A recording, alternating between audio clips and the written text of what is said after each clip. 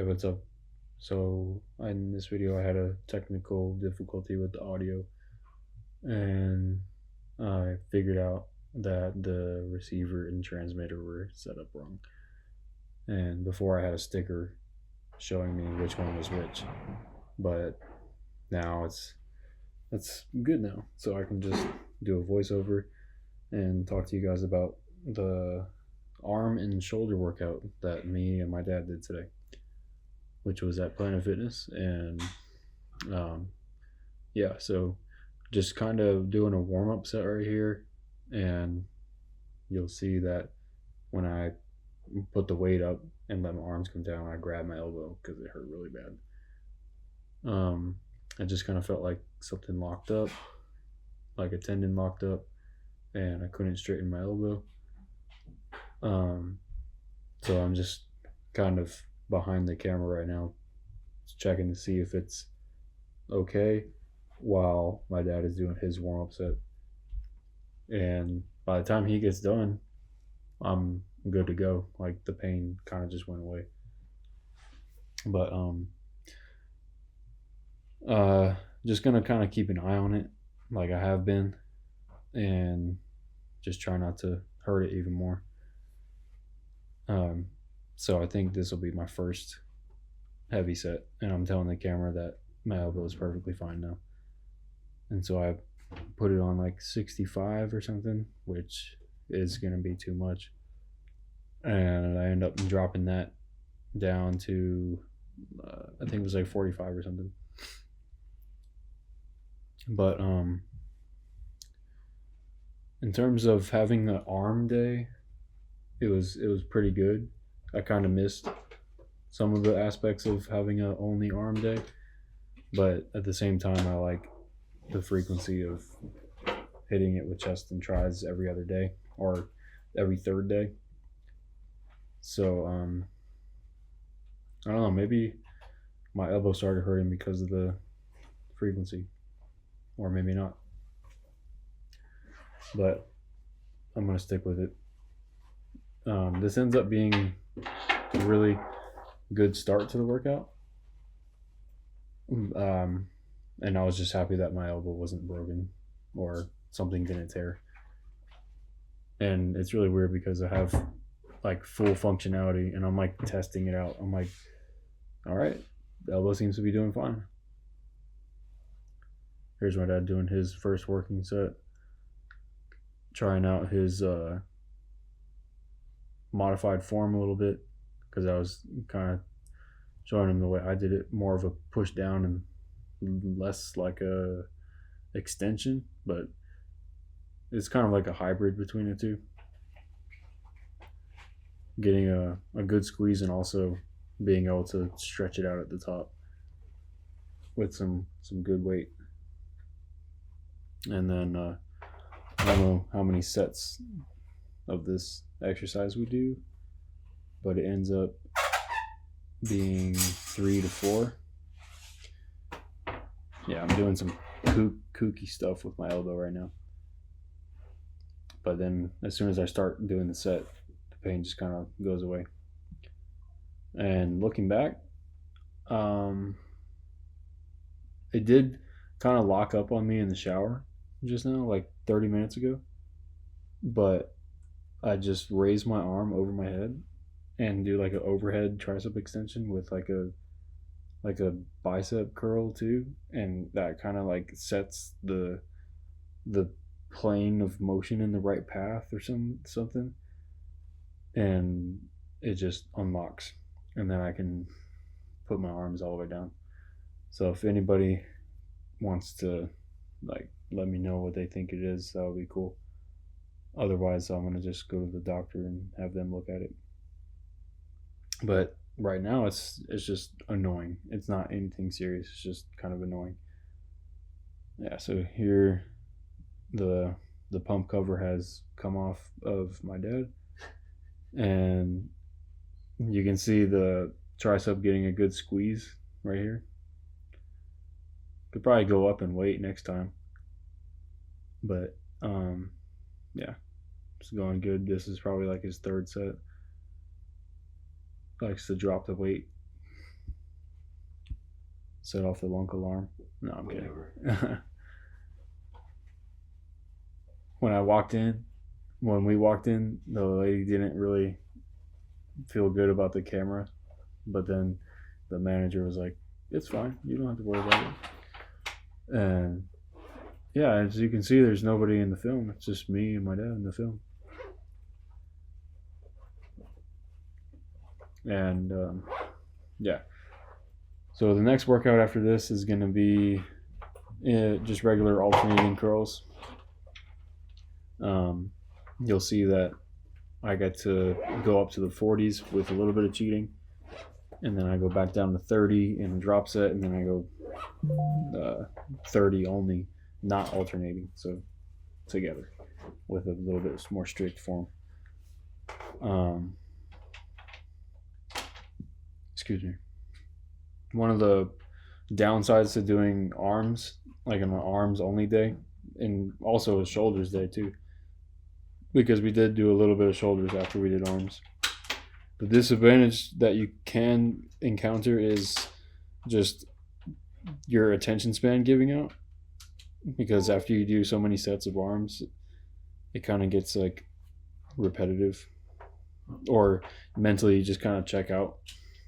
But maybe that's just me, because every time I do back or every time I do legs, it's like I only have to focus on that group, and it ends up being fine.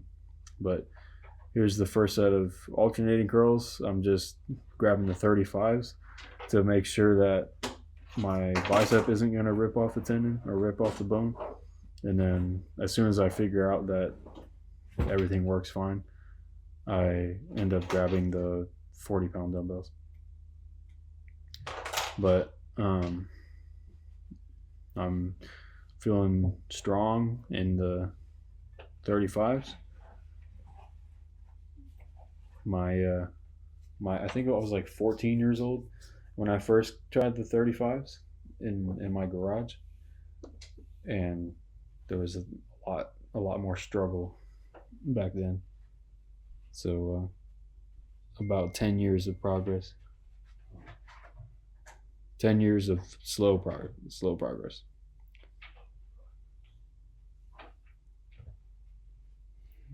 I don't know how many reps I'm going to do here, but it's going to be quite a few, because I end up making it a working set instead of a warm-up set, with a little bit of swing, not too much eccentric. I need to probably control it a little bit better, but I get it together on the last set. And also I wanted to talk about going forward in terms of video format, changing it up a little bit, because I work out at Absolute Recomp now, where they play the music pretty loud, so I can just mute the audio and do a voiceover like this when I'm at the other gym, because I can just kind of give you guys feedback as I'm doing the workout, instead of doing a pre-workout talk and then a post-workout talk. It'll just be like a intra-workout talk throughout the whole video. And then maybe I can make some more videos about different things outside the gym, like cooking and meal plans and diet and stuff like that. But there's quite a bit of swing happening here. It doesn't really matter, just because I was getting a pretty good squeeze and bicep activation on the second set. And then after this, I go back to the 40s and drop it to a 30 as a drop set. But here's my dad doing the 30s. I think he's doing some strict negatives right here.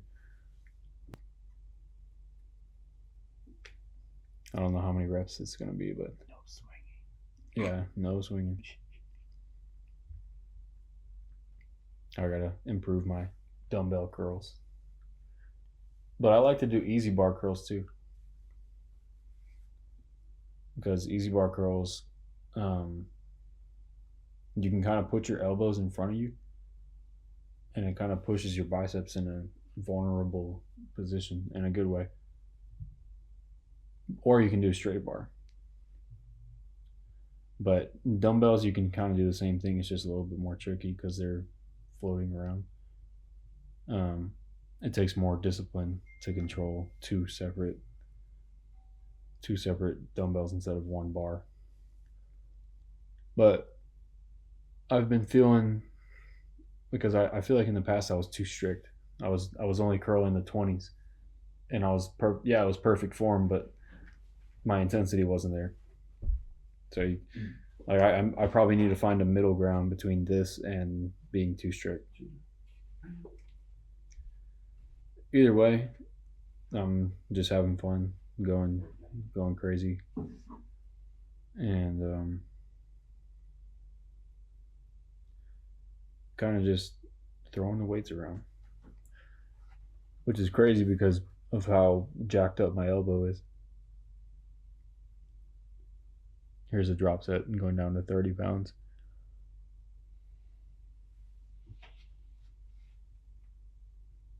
And if I had to guess, I'm still in the mid 190s right now, like 194 to 196. About to get below 200.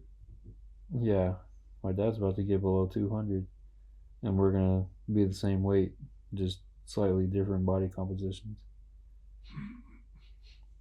And I think we'll see where I'm at in April or May, but I would prefer to be the same weight, just with a leaner physique.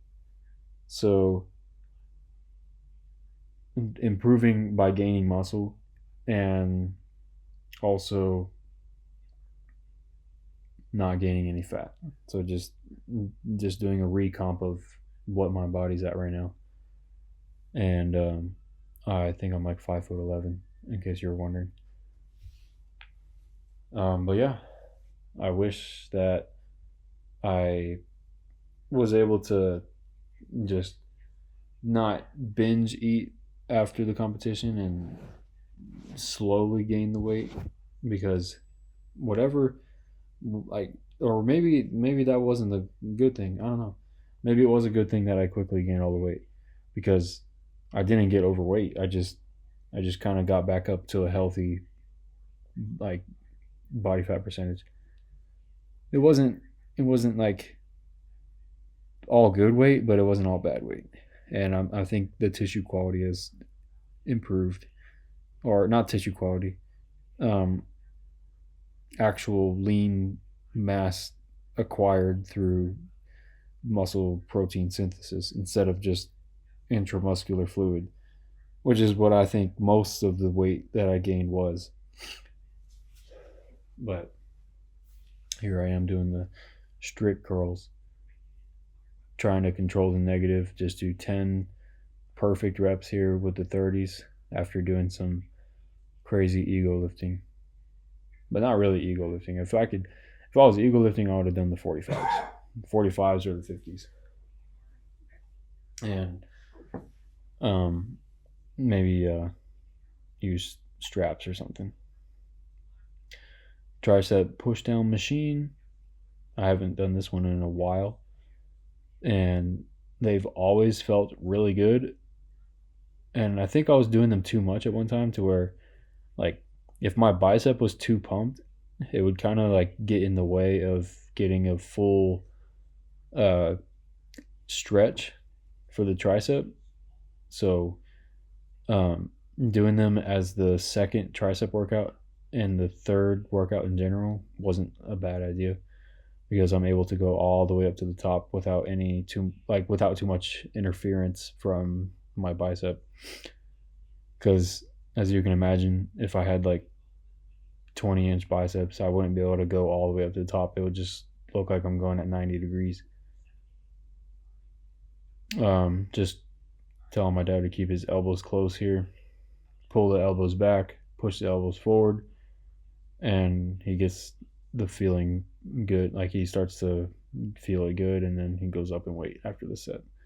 Or maybe this was the set that he went up in weight.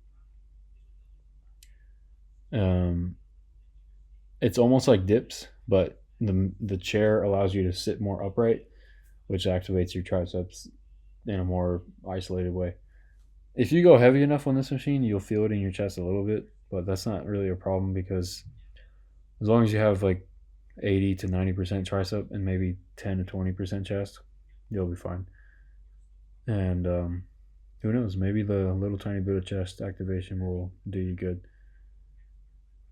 But in terms of tricep movements, this is one of my favorites just because of how good the stretch feels and how strong you feel pushing down, how much weight you can actually put into the triceps without hurting them in your elbows. Like my elbows feel super smooth doing this, shoulders feel really smooth, and it's just putting all the force directly in the biggest part of your tricep on both heads, all three heads, I guess.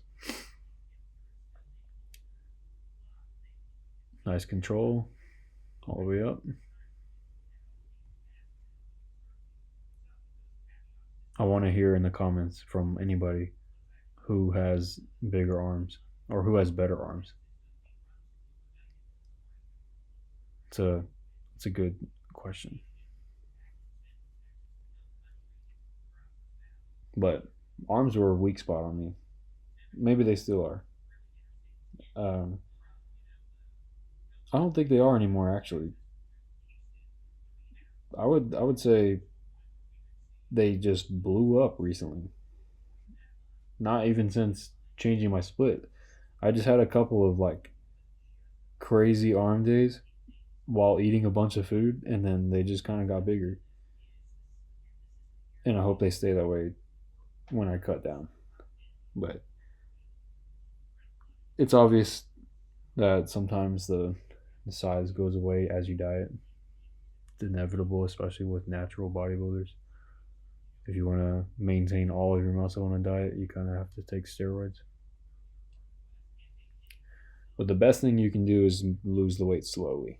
The slower, the better. The slower you gain the weight, the less fat you'll gain. The slower you lose the weight, the less muscle you lose. So I'm thinking about a 12 week a 12-week prep, but I have like a perfectly clean diet for 16 weeks and start the calorie deficit at 16 weeks. Not so crazy, maybe only even like 100 calories or 200 calories, and see how that kind of reflects on the scale and go from there.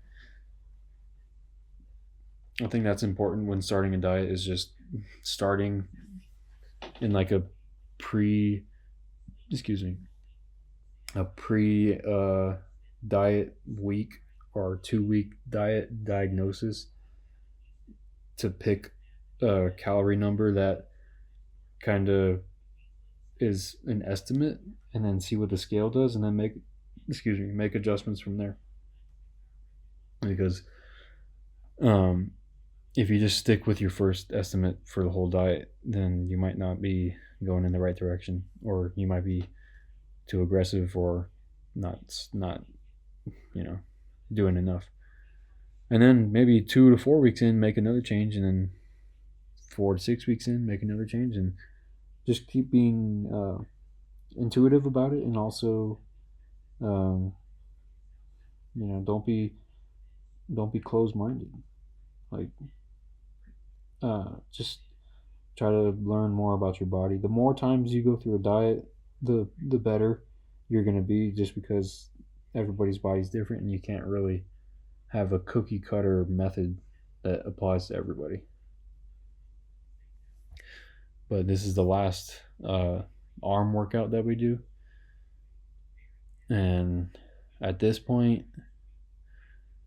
I've had enough with the proper technique, and I'm just kind of. I mean, it's pretty good technique. I'm just doing it at a faster tempo. I'm just so used to being like slower tempo.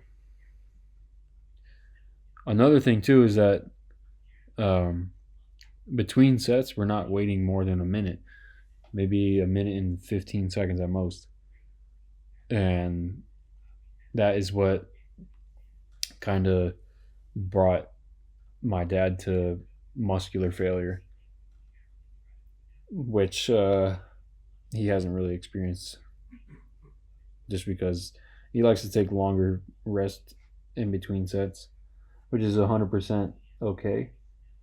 And there's pros and cons to each. Like the cons of not waiting more than a minute is you're not going to be as strong. You're going to be exhausted faster. And you're going to have to drop the weight almost every set. But if you wait like 2 to 3 minutes, maybe even 5 minutes, depends on the muscle group, you can keep the weight the same and you can also be a little bit stronger every set, which could also inflict more damage, which could also make more growth.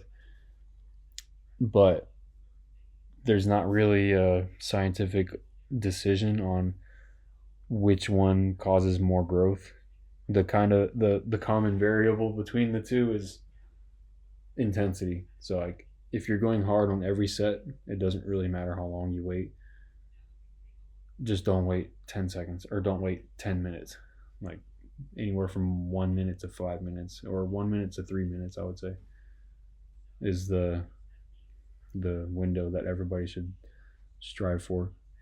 If you're doing legs, maybe sometimes 5 minutes at most. If you really want to go hard on squats and then wait 5 minutes and then go hard again on squats. But it just depends on what kind of shape you're in. I think the last set I do on this exercise is a strict one, kind of like what my dad is doing. Good squeeze at the top, controlling at the bottom, full extension, all that kind of stuff. Cable curls in this style is a pretty traditional setup. You can also switch around to where the cable is going in between your legs, like I did before in one of my other videos. But I like to switch it up because this one puts the tension in a higher up position and not so much the flex position, which is kind of preferred for me because my elbow, like I'm not trying to have any risk with my elbow right now, and they're both perfectly fine workouts for making your biceps bigger. But the other one where you switch your body around and put the cable in between your legs puts more tension in the lengthened position just because of how the angle is pulling against your bicep in the lengthened position. And there's not so much tension when you curl up. So it just kind of depends on where you want the tension in terms of your range of motion. Scientifically, the more tension you put in the lengthened position causes more muscle growth. But you don't really have to, stick by the science 100%. That was a flaw that I made last year, was being too scientific and less instinctual about just high intensity training. Because I guess if you rely too much on the science, you kind of veer away from the intensity part and you kind of just think that it comes automatically because you're doing the most perfect workout. Or you can figure out how to have the highest intensity while doing strict robot form on these a little more niche workouts that you've probably never seen before. It's hard for me to do that. That's why I just made the switch to kind of go back to the basics. Like even these side raises with dumbbells, the science nerds would argue doing cable side raises is actually better for your side delts because it puts the tension where the side delt is in the lengthened position.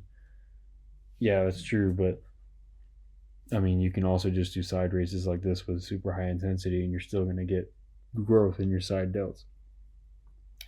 So things like that where one person can argue that one exercise causes more muscle growth than the other is kind of crazy to me, just because like scientifically and mechanically and physically and all that, whatever you want to call it, yeah, it makes sense. And maybe they did a couple of studies where they showed like a slight relationship that one is better than the other, but you don't have to grind your gears about that.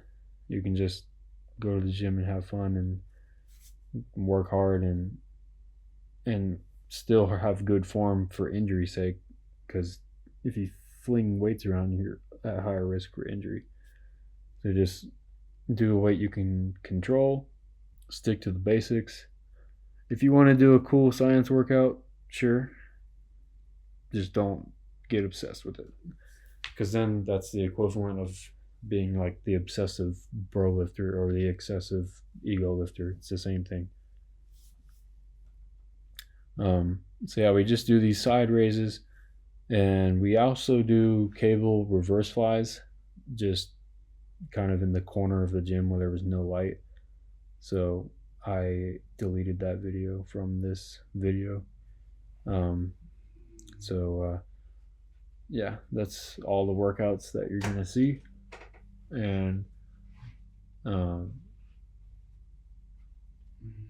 I guess you can see that the form that my dad is doing is kind of strict on these side raises with the 20-pound dumbbells, I think. And I think we go down to 15-pound dumbbells after that. But I'm thinking about in the like when I'm thinking of mental cues for side raises is make my hands and arms as long as possible so that I'm taking the attention away from the traps and putting them only in the side delts. Because if you feel it in the side delts with your arms slightly bent, that's good. That just means that you have good control over how your traps raise up when you raise your hands. But for me, it just helps me keep my traps down when I focus on keeping my hands down. So maybe that'll work for you too, or maybe not. And then these partials are still doing a lot of, damage just because there's a lot of tension in there. The tension would actually go away if you go up past the horizontal line. So anything above that horizontal line is actually less tension on your side delt, which is fine. Some people like Dr. Mike's super range of motion side raise, where you raise your hands literally all the way up to the sky, and that gives people like a better pump, or it gives him a better pump. He likes to do them. Maybe I'll try those in the future, but just doing regular side raises is good. And you can also do side raises and stop the downward swing, like not halfway, but just outside your legs, so that the tension is still on the side delt the whole time, so there's no breaks. Here we are doing a pose down in the corner of the gym, and yeah, I just decided to take off my shirt because there wasn't anybody around and I was gonna do it quick. And yeah, the last time I did a pose down in the locker room, I got a complaint. So yeah, it's not too bad. I'm trying to learn the most muscular pose a little bit better, and yeah, that's pretty much it. Thank y'all for watching.